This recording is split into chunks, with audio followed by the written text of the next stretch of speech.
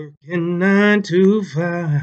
What a way to make a living. It ain't getting by. It's all taking and no giving.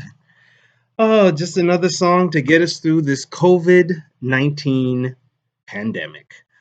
Hello, class. This is Mr. Hobson again, here to talk to you about our project, which I'm hoping and praying that you guys are working on in the middle of all of this craziness. So after actually at the end of the video, if you would like, if you can please post a song, and I'll post some more too that my daughter, my wife, and I are listening to and doing TikToks to, in order to just get through and have fun, even though there's death and sickness and all kinds of craziness going on around us. We have to do our best to try and remain positive.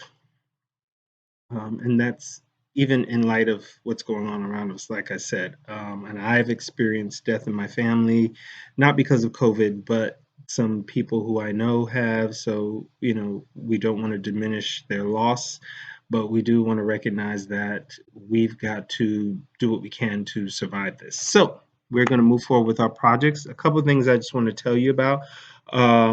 One, after the end of this, please post any songs that you guys are using or listening to in order to get you through and to bring some joy and happiness into your life while we are going through COVID-19. So, the projects. I hope that some of you have completed the group projects by now.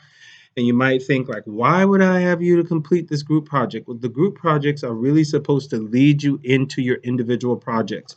You were not able to do your presentations for the group projects, but you will do your group projects for the end. So you will all do a video just like what I'm doing here, to talk to us about your particular or your individual projects. So you will do that at the end of the class. And I really want to see you all, and I want to hear you, and I want to learn about what you are researching for your individual projects. So please, I'm hoping that you've completed your group projects by now. If you haven't, that's okay. Remember, these are rolling due dates. However, we want to try our best to stay on track. So, if you haven't done your group projects, please make sure you do those as soon as possible. The summary paragraph about your individual portion of your group project that you're supposed to write about, a summary.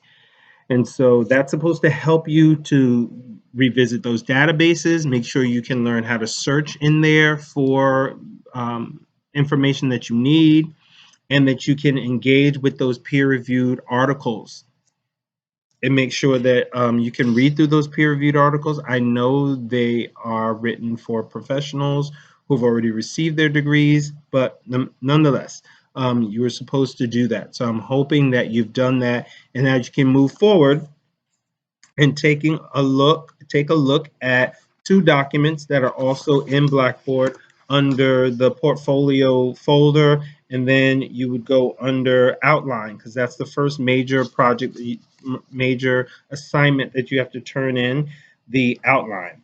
So there's a couple of things that you need to revisit, and I went over these in class with you weeks ago, but the first one would be this one, the Barracoon research portfolio. This kind of just outlines, right, what the whole portfolio is about. Go ahead and click on that. It's in Blackboard. So this tells you, an overview of what the project is. And basically, these are topics that are either directly or indirectly connected to Barracoon, and you should have read Barracoon. I mean, if you have not read Barracoon, it's almost impossible for you to do this project. It is impossible for you to do this project and to do it well if you have not read or listened to Barracoon. We've had plenty of time now for you to do that. So these topics are either directly or indirectly connected to Barracoon. And so you have a task here. And I wrote these down. So your first task, the best papers are the papers that have received A's and B's, are papers that, one, identify connections with the topic in Barracoon. You've got to be able to identify a specific topic. So before I go any further, let me tell you, you've got to be able to look then at this document, the points of entry, right? The points of entry document. As you can see right here, I've added one that I would probably add for our next class, but if someone wants to do it, you most certainly can. This is on yellow fever. So yellow fever, there was a yellow fever pandemic or epidemic in Alabama and in the South during the time that the information from Barracoon was collected or culled, or when the interview that Hurston did with Kosala happened, right? There was a yellow fever outbreak during that time period in Alabama. You can find out about what that yellow fever pandemic or epidemic was. And of course, find out the first thing is to find out who did it affect in Barracoon. Did it affect any of could it have potentially affected any of Kosala's children or Kosala or anyone who he knows or mentioned?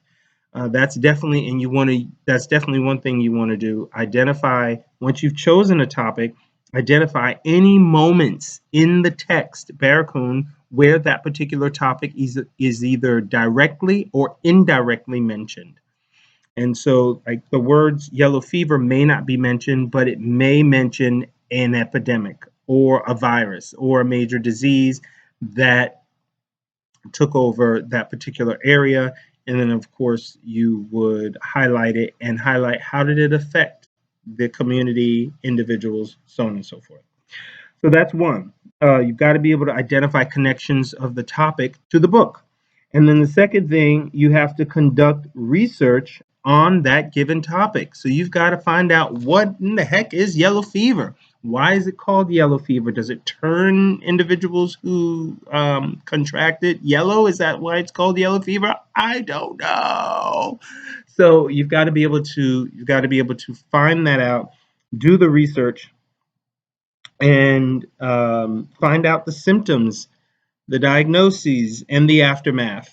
How much money did it cost for people, for the government to deal with it if that information is out there? Find out as much research as you can. So that's the second thing. And the third thing is you have to draw some conclusions, right? You've got to draw some conclusions about the situation, about the conditions, based on the research. For this one, you've got to do those first two before you can get to the third one. So you've got to figure out, okay, what are some situations that are connected to this topic in Barracoon?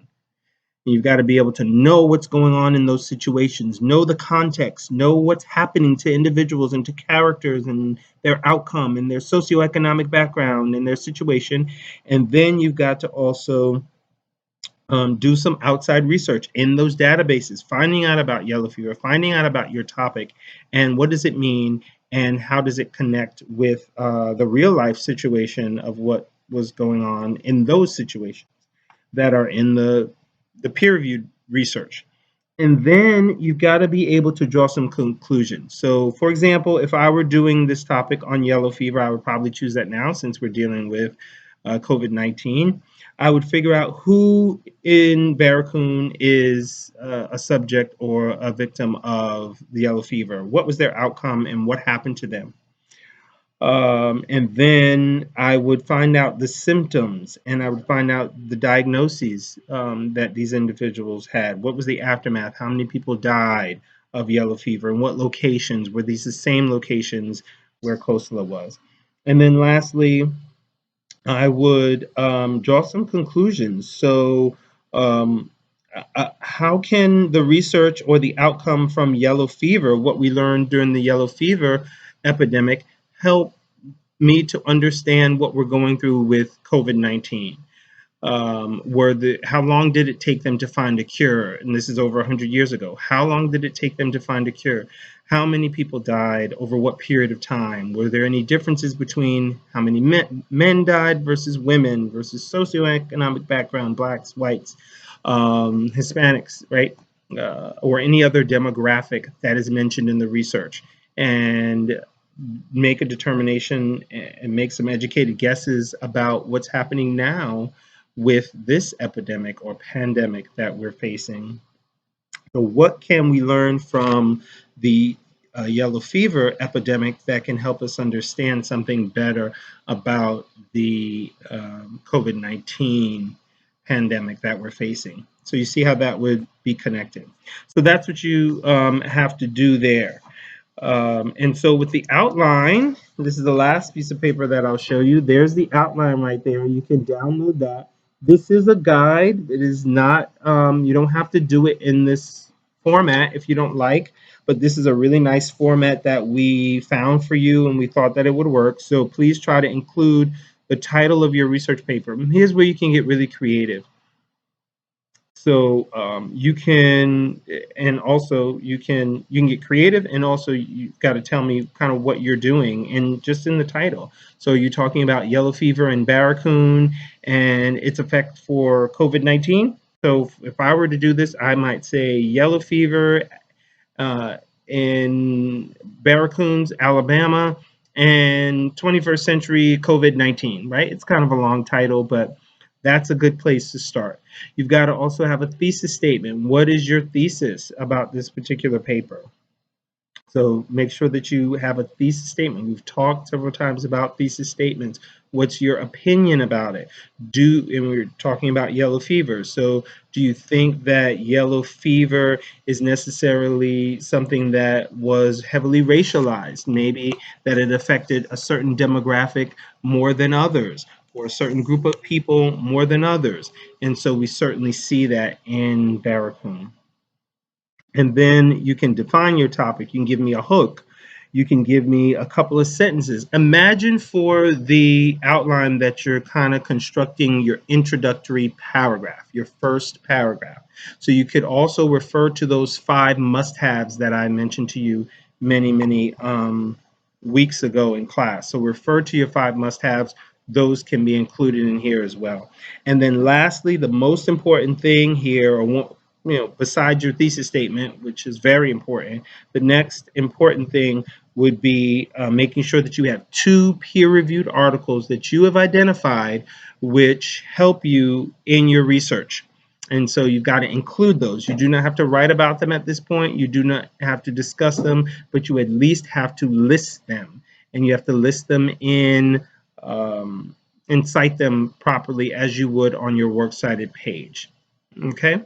Lastly, if anyone has any questions, if you want to go over this with me, if you want to discuss this with me one-on-one, I do have a new number that where is it? Okay, I have a number where you can be where I can be reached. It goes directly to my cell phone, my Google Voice number, and it is 772-801-0499. So that's again 772-801-0499. I will also post this in Blackboard, and look forward to hearing from you and responding to your emails, and looking forward to these wonderful topics that you'll be conducting. Okay, thank you so much. Finish strong, guys. Let's finish strong and do well, and focus on this to get your minds away from COVID-19 and everything else for a minute, and get to work. Okay, all the best. Talk to you soon. Have a great day. Goodbye.